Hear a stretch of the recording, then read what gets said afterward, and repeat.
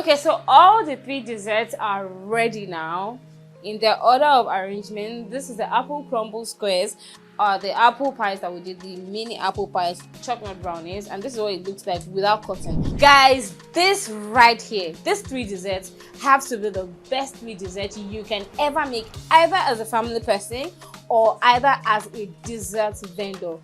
Very highly acceptable amongst my guests, and in past 10 years I've been having this at all of my events back to back, and the reviews and the feedbacks have been 100%. On that note, I'm going to be teaching you all how to make the most amazing 3 dessert recipes, being my chalk nut brownies, that's number 1, my apple pies minis, and I'm going to be teaching you how to make the best apple crumble squares ever. You all want to sit back and enjoy this amazing session because it's going to be loaded with information for those of you that are bakers that would like to switch things up with a dessert game. Are you all ready for this? Let's go. And as always, I will always remind you all to hit that subscribe button if you already haven't done that. Turn on your notifications so that for every time I drop a content like this, you all will be the first to have a grab on it. And also drop your comments and feedbacks and let me share your thoughts with you. Now we're going right into it now.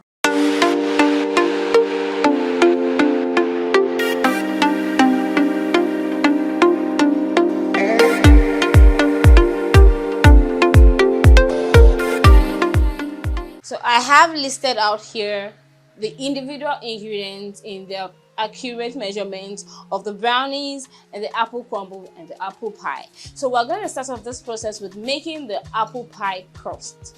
This is a flour, sugar, water, and butter and shortening combination that is used as the base of the apple pies when we're making them in the mini forms, in this mini tartlets. So we're going to be making that ahead of time. You all know that good doughs are best to be chilled after making them so that they can ensure they have a perfect crust when you bake them nicely. We'll go right into it now. So I'm going to be preparing that, and after preparing the apple pie crust, I'm going to go ahead to keep that in the freezer for a minimum of 30 minutes whilst we do something else. All right, and I will be back when it has chilled to my satisfaction, which is a minimum of 30 minutes, and then we'll roll it all out in the minis, and then we'll just work it up with the lattice crust together with the apple fillings, and then we'll drizzle it up nicely with the apple pie sauce.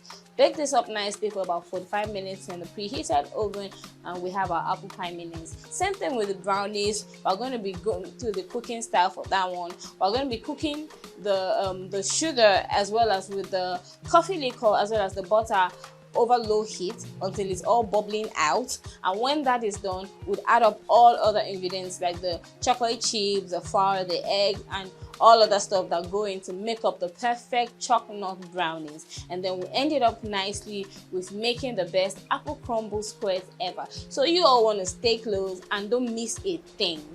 This is going to be very interesting. So now we're going to go on with the apple pie crust. I would be listing out all of these ingredients in the description individually.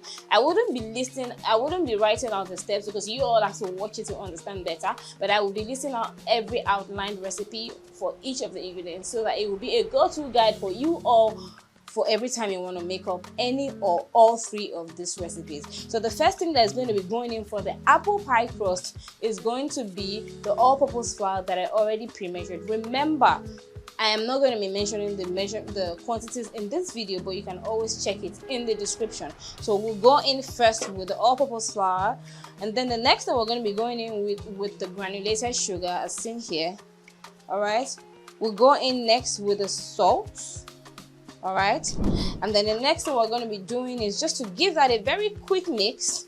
You can use your wire whisk, you can use your spatula, but that's what I have. I don't have my spatula close by, so I'm just working with this just to give it a quick mix. All right, and then the next thing we're going to be doing is just to briefly pulse this for about less than a minute, a few seconds, just to get it well incorporated together so it looks something like this. So that's that. The next thing I'm going to be adding now is going to be the vegetable shortening. So the next thing we're going to be adding is going to be the quantity measured out of the unsalted butter here. already cut up into about 1 or 1.5 inches by cube, just in no particular order. You're gonna be adding this about 2 times. You know, just add it gradually so that it just gets all incorporated together, something like this.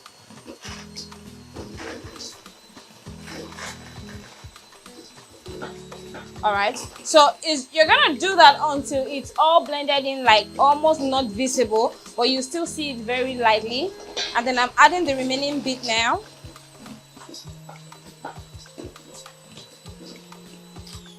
So at the end of this process, you're gonna end up with a coarse textured kind of flour mix, then with a butter bit not larger than 1 inch in size. Okay, so we'll go more now. We'll pause this very briefly now, like this.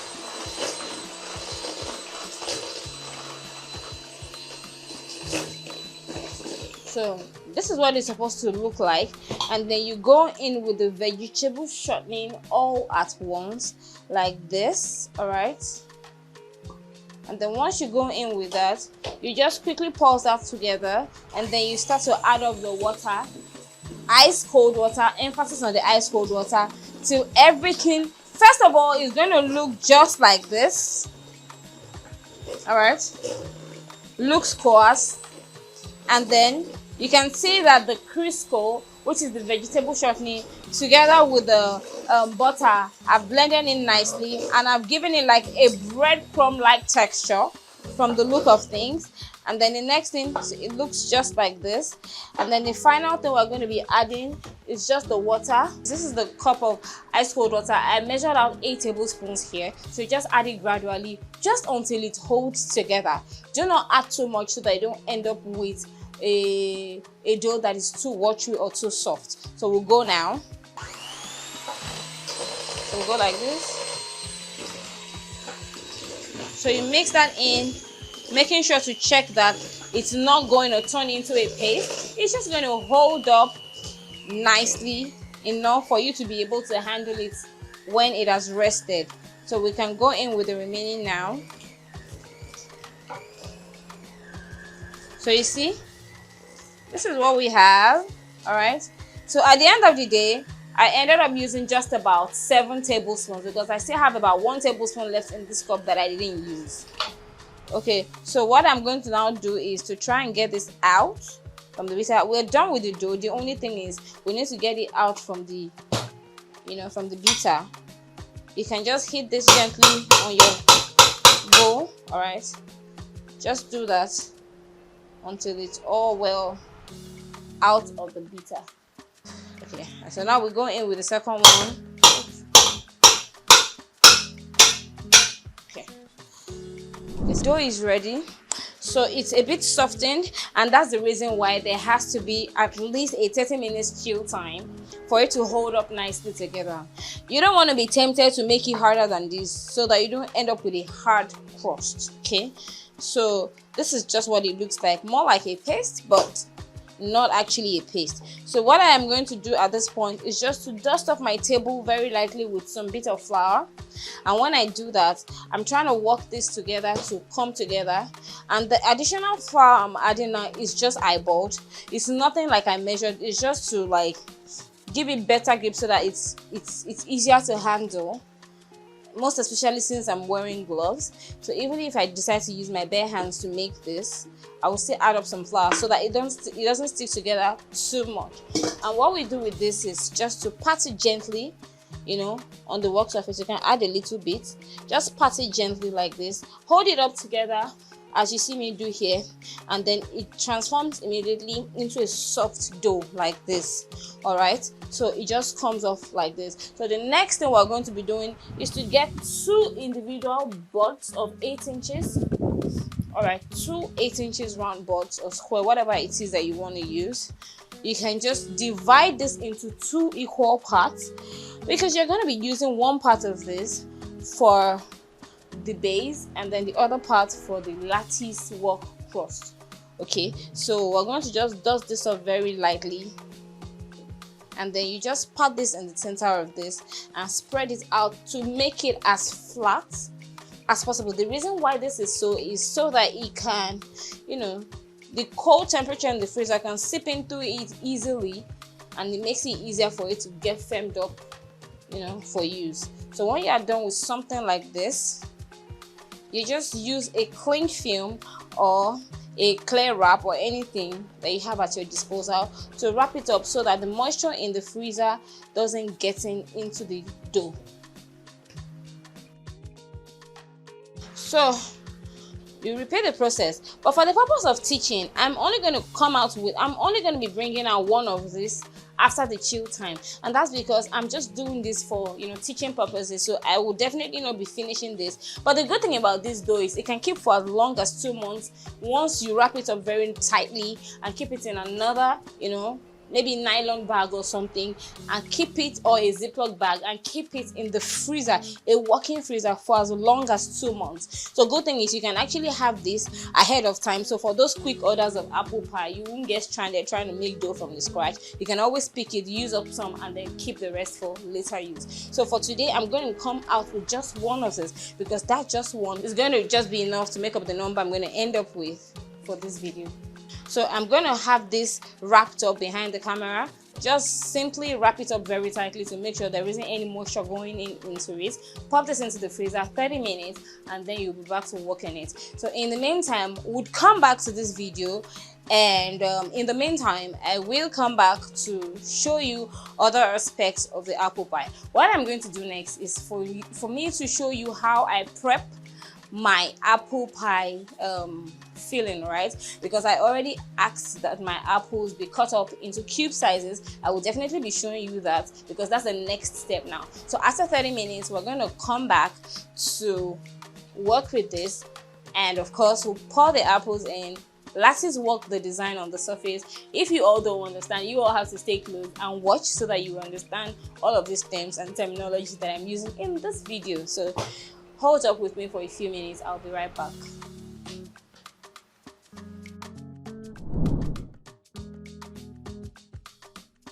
Okay, so now we're making the apple pie filling, and because I don't have any heater here or any oven cooker, I'm just going to add all the ingredients together, and then I will go and heat it up, and then just simply bring it back to show you all what the result is like. So the first thing we always do when we're making the apple pie filling cream, whatever, is this butter. I would add butter. Remember, I'll add all the ingredients into the description. So I would add the butter into the pot. So ideally what I'm supposed to do is to get this melted over medium heat, and then it becomes like brown butter.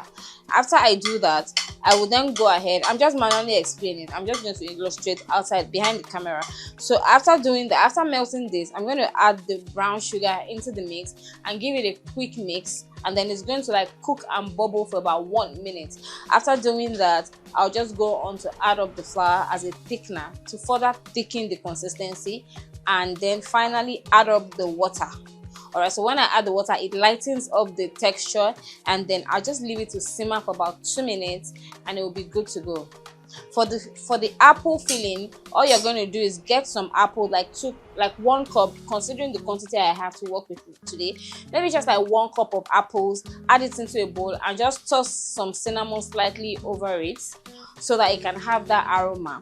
And we're going to be loading that into each of the cavities of the tartlets, and then we're going to be covering it up nicely before we go on to do other things. So let me go and prepare this, and then I'll be back. Okay, so while that is cooking, that is away cooking. So the next thing I am going to be doing now is to prep the bottom side of each of the pan. And for this, you're going to be needing a wheel cutter like this. You're going to be needing a rolling pin to roll it out, and of course, something to just fasten the lattice work over it. So now I'm going to get I just brought this out, like I said earlier, and it's ready for use. Remember I told you that I'm just going to be working only one of it because I don't have much to work with. This is just for practical purposes. So I will just simply divide this into 2, as you see me do right now, and I will just manually lift it out of the board like this. Look at how it looks. It looks really like sturdy and workable now. So in no particular order, just get Why I'm dividing it into two is to help me to control what I am using. So I'm going to be using the first half for the bottom side, and I'll be using the top side for the covering of the apple pies. So let's go now. So I'll set this aside now. So I'll just simply get some flour. Okay, simply get some flour and dust off the table with this. All right, and then just work it. You are not supposed to knead this. You're just simply going to keep like folding in together to give it more elasticity, but it's not like you're going to knead it like you're kneading something very serious. So you get your work surface very dusted, dust off your rolling pin as well, and then you just roll this out just as I'm doing here now. If it's sticking, just dab with some flour and then just roll this out. Just keep rolling. The idea is to roll this to a flat shape, not too flat but flat enough. We'll be working with just 4 for a start to save up some time and so that we can get this over with on time. We'll work with 4 of the apple pies, right? Yeah. So I'm still rolling it out. After doing that, you can just simply get something to keep it indented like this. So you end up with something, just like this, because it's very elastic. So what you're going to do is, you remember that we have already dusted this up with flour. We dusted with flour after buttering the pans, and then you place it at the bottom side of the pan and just simply press it all in to give it good covering. So if that particular cut, like I'm just trying to eyeball it now, right? So if that cut is not enough, all you need to do is just to cut a little extra more and then try and just use your hands to work it out like this. The idea is just to make sure that it's all well covered, all right, before you fill with your apples. So when you do this, you can take out the excess and you have something like this going on. So you set this aside and you quickly repeat the process for the remaining, because the process is going to get really fast. Cut it out again like this. Okay, you can try to get it elastic, make it a bit more elastic, and just put at the bottom side first. And then the first thing you do is, like I did earlier, just quickly, because should in case you have a lot to do, you can't waste so much time prepping this. This same recipe is very perfect to make your actual tarts too. These are called apple pie tartlets, right? Because they're smaller ones. But then if should in case you just want it for like a family hangout or dinner and you want everything in a single big dish or a single pie dish, you don't have to start all the cutting. All you need to do is roll it all out in a wide spread, and you just place it at the center of the tarts, whatever, and then you're good to go. That's the second one. Let's try. Okay, this is the third one. Now, so I'm sure you all get the idea, right? So this is it right here. Trying to expand it. So sometimes the thicker it is for the rolling, the better, because you are able to work it better, all right? And you are able to get a good hang on it, because by the time you're spreading it out, it thins out just right. So you don't have to roll out too flat so that it doesn't start cutting off whilst you're trying. You can see as much as I'm trying to work it, it's not breaking off. It just remains elastic, all right? So I can even try to poke it a bit so that every trapped bubble can be gotten rid of. And then we'll go with the last one now. Pat it very gently again. Add some flour. No comment. Roll it out. All right. Okay. And repeat the process just one more time.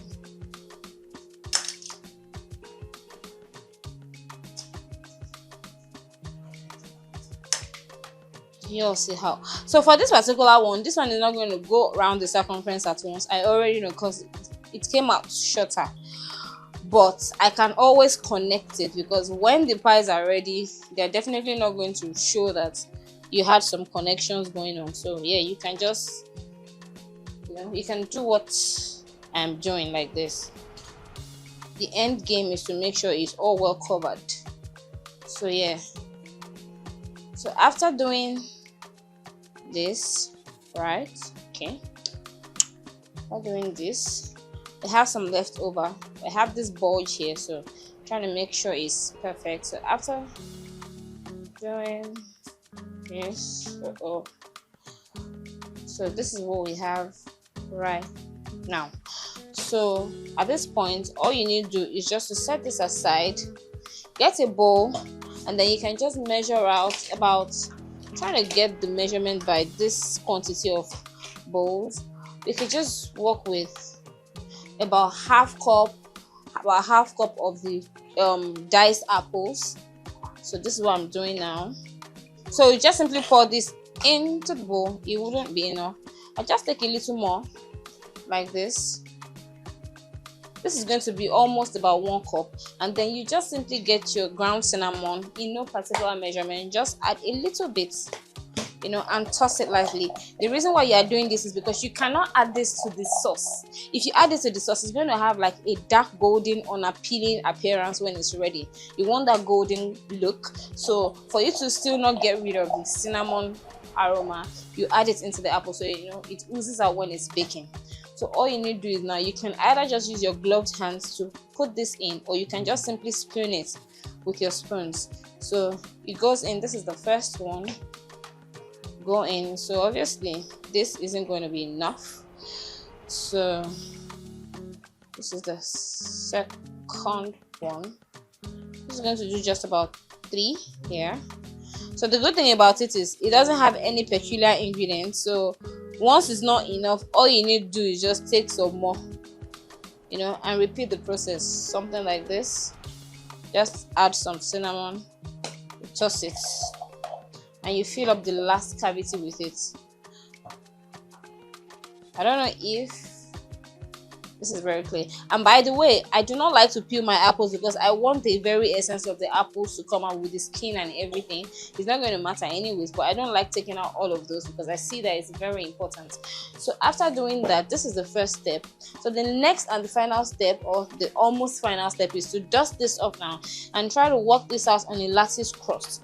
When I mean lattice crust, this is similar to rolling this out in a thin sheet and cutting strips out of it, similar to what you will cut when you're trying to cut chin.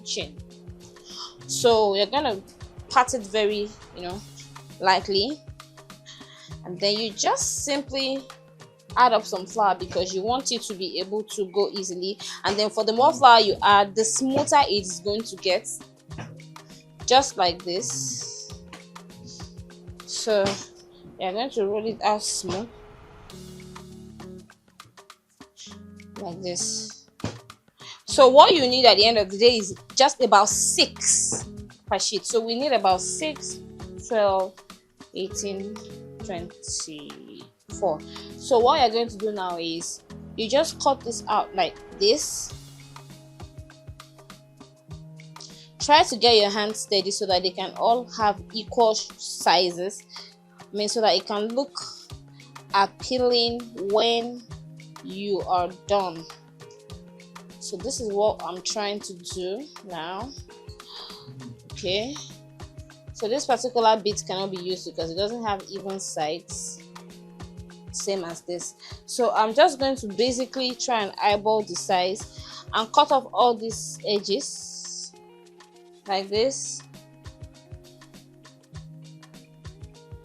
All right, and after doing that, I'll just cut this into 2 equal sides, just as I am doing now. So this should serve about 2 to 3 of what we have here. So what we're going to do now is you just pick one like this. You're going to pick one of these like this and place it over the baking dish. You're going to take another one and just place it across it just the way I'm doing here. And then you're going to go again with the third one, like you're trying to weave it. That's why I call it a lattice work crust. And then you put the last one just like this. You know, it is elastic though, so it would stay well. That one is too short, so like this. So you can always cut off any excess. So this is what it looks like for the first one. For me, and always add one extra to seal up and make it look very nice. Alright, so this is what it looks like. And so we're repeating the process for everything. So I'm just basically doing the same thing again. I think I have one more to do. By the way, at this time, my apple pie filling is already ready and simmering. So all I need to do is just to get it, for use off the heat once I'm done prepping this. So we're done with all the lattice work now. And so what we're going to be doing now is just to let me get the apple pie filling that I'm going to be drizzling right over it. This is what it looks like without having the caramel like coating. And then all I need to just do is just to drizzle it gently over it, something like this, because this is made out of sugar and you really don't want it to really touch the edges so that it doesn't fasten up once it dries, and then makes it very difficult to bring it out. So what I always do is just to use the spoon to seal up the pastry work on top of it, and immediately this is done, I'm going to remove it from the pan before it starts to caramelize inside of the pan. So that's what it's going to look like. So I'm going to repeat this process. This is going to bake for about 30 minutes, and because they're the mini ones, the bigger ones bake for longer times, probably like 45 to 50 minutes, but these are the smaller ones, so the heat passes into faster, and then they bake up really faster. This is what it all looks like, and I will be baking this up at approximately 30 minutes, 35 minutes, until the surface is light golden brown, and then the sauce is bubbling out to show that the apples are thoroughly cooked. So I'll be back to show you the results, but I will do other things.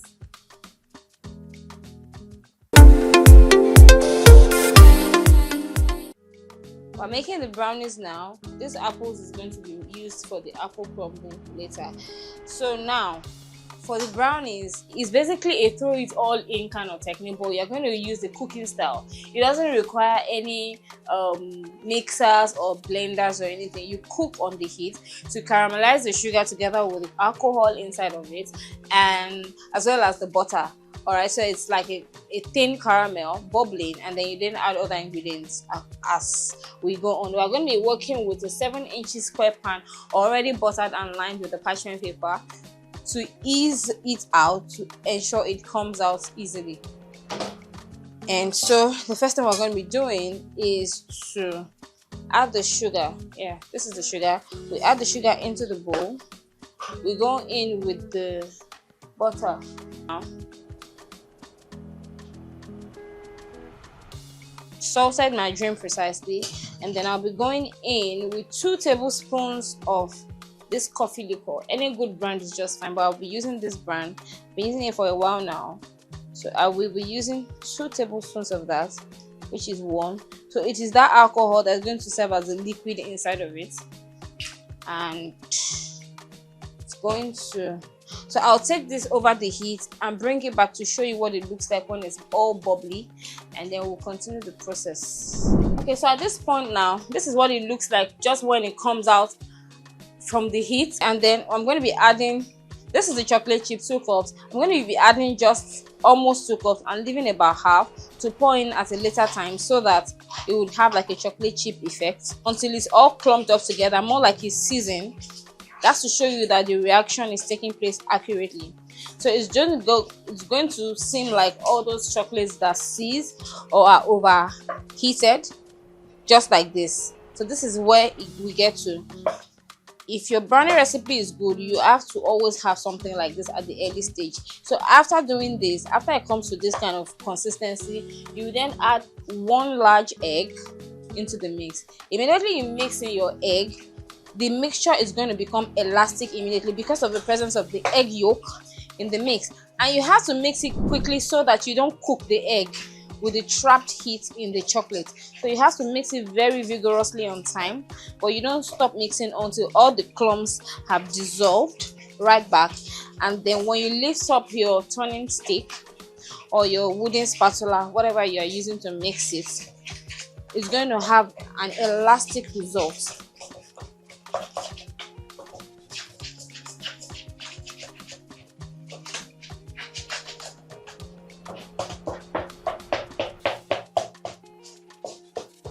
So that's what we have here. You can see how elastic it is. It has to be elastic like this. So moving on, at this point, I'm going to be adding the vanilla flavor, which is going to be 2 teaspoons of vanilla flavor. I didn't mix that. I didn't measure that ahead of time. So 2 teaspoons of vanilla flavor, either the light or the dark. I always prefer the richness of the dark, so that's what I always use. I set this aside and just give this one a very light mix. At this point, you don't want to over mix it anymore, so you don't toughen the batter. It typically comes off looking very small because they are always very flat. So after this, now just combine your flour, a bit of flour, 2/3 cups of flour, together with your baking soda, together with your baking powder. That's why I closed it, because you know air isn't supposed to get in, and together with the salt. All measurements will be listed out. So all you need to do is just pour this into your mix all at once, and then leave just a little bit like this to pour in the remaining chocolate chips, to coat it lightly so that it doesn't all sink at the center. So when you are done with that, just give it about 1 or 2 sweeps with your wooden stick, after which you clean that out so you avoid over mixing it, right? You take that out, and then you start to fold it in, right? So you do this till all the flour, dry ingredients basically, is all blended in, and after that, or almost blended in anyway, something like this, and then you add up the remaining bits of the chocolate chip coated with the flour, dust it in to make sure all of the flour is, or you know, it doesn't use a lot of flour, so you don't want to run it short again. So just fold this about 2 to 3 times to get it blended in, and your brownie batter is basically ready. So at this point, all you need to do is just to scoop this, because it's not going to pour itself, because it's not runny, it's a thick clump. So you pour this in. First of all, you try to dust off the pan with some flour. Just make sure that you don't have any casualties or coming out, despite the fact that it's already dusted off and lined with the paper. Brownies are very delicate, so just dust off every excess, so to look just like this. And then you just end up scooping this into the pan.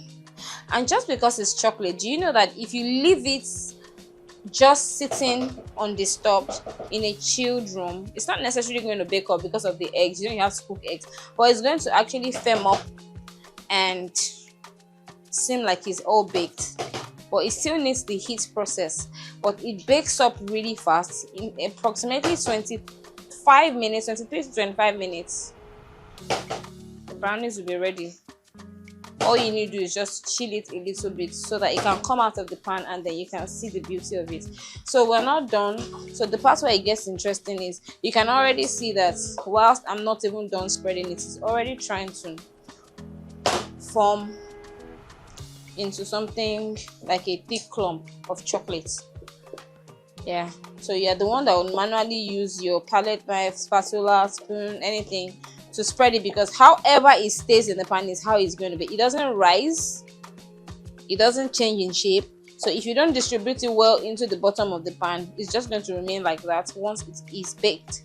So here, this is where it gets a little bit more attractive. So for the chalk nuts feature that I always have, all I do is just to add up some extra toppings on it because it bakes up together. So I work in no particular order.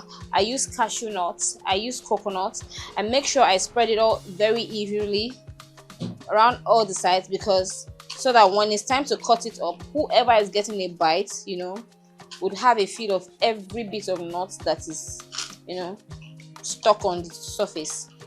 So after doing that, I then go ahead to add up some Oreo biscuits, Oreo cookies, but ensure to make the Oreo biscuit face down, but don't take out the butter or the sandwich, rather just use it all the same. It's going to add to the richness and the fudginess of the brownies when it is ready. So this is what I am doing. This is what I'm doing. So I will take some that are not with the sandwich and just, you know, put it over it so that it can look really interesting and very fudgy. Yes, because the fudginess is very important. It's not a typical brownie is not supposed to be fluffy. It's not supposed to be like a cake in any way. It's supposed to be cookie-like, fudgy, dense, and you can literally feel your teeth mark if you bite into it, because it's not supposed to even break apart in any way. So, and then the last thing is to add some extra chips on top of it. Note that all of this will actually get stuck to the dough when it's all baked in the heat. So that's when you appreciate it better. So that's where we are now. Okay, all right. And so once this is done, this is what it looks like. I will be popping it into the oven for the set mark of time. So a little extra here and there. So you just try to press it in a little firmly so that it doesn't detach. So yeah, that's what we have now. So you can just add a little more of this to just give it a lighter effect. And this right here is what it looks like when you call it the chocolate brownies. So I'll be taking this into the oven and I'll be bringing it back at exactly 25 minutes because it will be ready by then. To make the apple crumble, so you are basically going to be needing flour. For the dry ingredients, I'm going to be needing flour because of time. I already combined everything together. Flour, ground cinnamon, salt, and baking powder with the all-purpose flour, of course. And then you're going to be needing some chopped apples, as you see me have here. You're going to be needing 2 eggs. You're going to be needing ½ cup of brown sugar and ½ cup of white sugar. I combined it together. You're going to be needing 1/3 cup of oil, vegetable oil, and then you're going to be needing 1 teaspoon of vanilla oil. So at this point now, what I'm going to be doing now is to first of all combine all this together, all right, and just set it aside. And then the next thing I'm going to be doing is I'll add the sugar into the bowl like this, followed with the oil immediately, and then I'll add the eggs at the same time. So like I said, it's a throw it all in kind of technique. And of course I'll be adding the 1 teaspoon of vanilla immediately. This is 1 teaspoon, yeah, immediately. We're using a wire whisk to work it out, just to beat it together rather than using a hand mixer. This comes in handy. So this is what it looks like. After you do this, just throw in all your flour in all at once, so you end up with a thickened clump. So at this point you cannot use the wire whisk anymore because it's going to get clogged up and it might not combine thoroughly. So you use your spatula to mix it in just until combined. You're going to have like a golden brown result. All right, like this.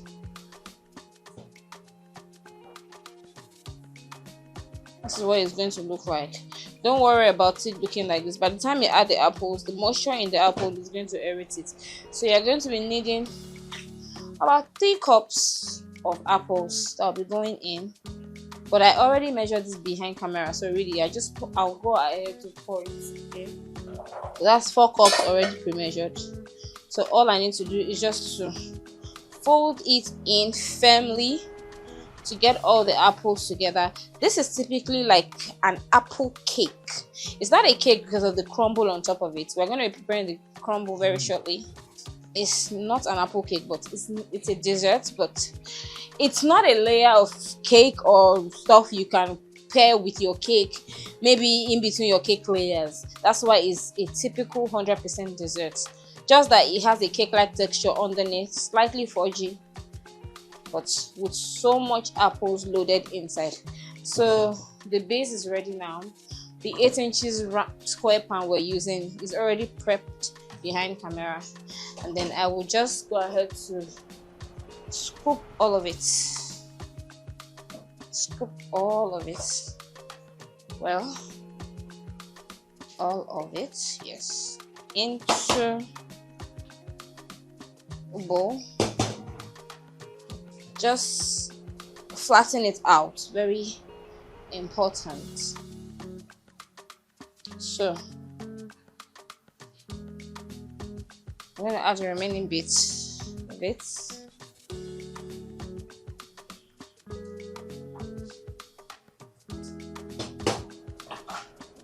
And that's going to be it for the apple pie, apple crumble base, like this.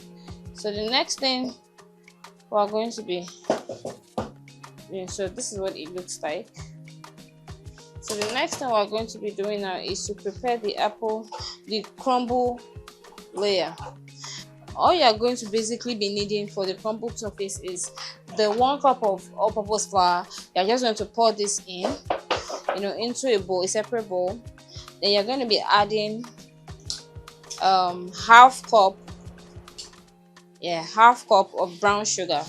If you decide to use white sugar, then you're going to end up using 1 cup of white sugar, because brown sugar is sweeter than white sugar, and so you have to use less when you're using brown. So if you're using half cup of brown sugar, if you don't want to use half cup of brown sugar, rather you use 1 full cup of white sugar to achieve the same result.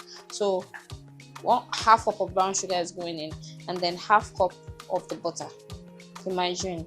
So we're going to just get this together to form like a crumb-like, bread-like texture, breadcrumb-like texture rather, very quickly, like this. So we're going to just be sprinkling this over this bottom layer and patting it just very gently to make sure it's binded together. And then we're going to be baking this also for about 30 minutes. So I know it's been a long one. I hope you all are still here. If you are still here, you all should just type desserts in the comment section. Let's know who has come along with me up until this point. So everything is going to come all together at the very end, don't worry. So this is what it's going to look like, just like this. And so you just spread this, making sure to get through all the edges so that it doesn't get sloppy when it's ready. Make sure you distribute it evenly. As you all can see that I have the exact measurement that I need, because I'd already measured everything out. And so this is what it is going to look like. You don't need to tap this gently because it's not cake, but you just swish it and make it neat. And this is what the batter looks like, and we're going to be taking this into the oven to bake, and we'll be back when all 3 are ready to round up the class. Okay, so all the 3 desserts are ready now in their order of arrangement. This is the apple crumble squares. Why you call it apple crumble squares is we're going to cut them up into squares when they are cooled. So this would cut approximately 12 good squares. So it just goes this way, and then I'll be doing that behind the camera. And then these are the apple pies that we did, the mini apple pies. Take a look at the crust. Take a look at the very golden yellow result, and very nice. And then this is the chocolate brownies. This is the chocolate brownies, and this is what it looks like without cutting. Why they call that one brownie squares is also because you cut them into squares and then they detach from being the original form. So if I cut these brownies now, let's just take one of the cuts like this. I just want to show you all what it's supposed to look like on the inside. You can see what this looks like on the inside. Very rich, very well baked, and you can see through the video that it is very fudgy. So even if you press it like this, it's not going to bounce back because it's not supposed to be cake like. It's supposed to be like a soft chewy cookie, and that's what we'll have. You look at the bottom side, look at how so nicely done it is. And all we just do is to repeat the cutting process all through and through to make up squares. And then for the apple crumbles too, if we go on to cut that one, this is what it will typically look like. Just make sure to have your hands steady too. You're supposed to be able to cut out 4 from it like this, you know, and then you just simply repeat the process 4 times again. So it cuts up 16. You can feel the steam already, and this already. So, and when you are cutting up your apple crumble squares, you have to cut it when it's still hot so that the crust isn't going to harden up and then break up into pieces. This is what the apple crumble square looks like when it's cut up. Take a look at how the apples are very well inside of it. The cake-like texture, the bottom side, and then the fruit, and then the surface side of it, the crumble part. And then of course it's very nice. And then so we'll go ahead to cut up. I'll just cut it into 2 equal halves so that you can see what it looks like. Let's set this aside. I'll just give it a single sweep. This is usually typically very juicy, all right? And yeah, that's what it looks like. This is what that looks like. This is slightly sweeter than the apple crumble because of the caramelized top. Look at the apple filling. Look at the golden crust. Look at the tips. Look at the bottom crust. And then this is exactly how your typical apple pie should look like. Very juicy and delicious. And that's going to be all for everything. I've shown you all what it looks like.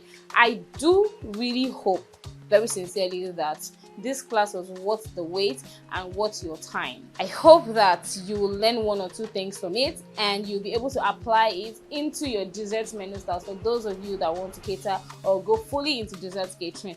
These 3 recipes are very, acceptable recipes amongst guests because they're very relatable and they're very easy to prep, and they have ingredients that are easily acceptable, or rather easily available to buy.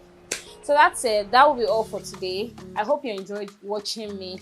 Don't forget to hit the subscribe button as always and turn on your notification so that for every time I drop a content, you will be the first to get a grip of it.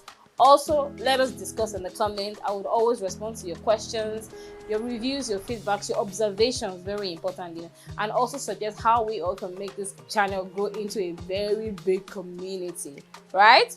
I remain your best baker girl, Feelings Dessertville. Till next time, bye.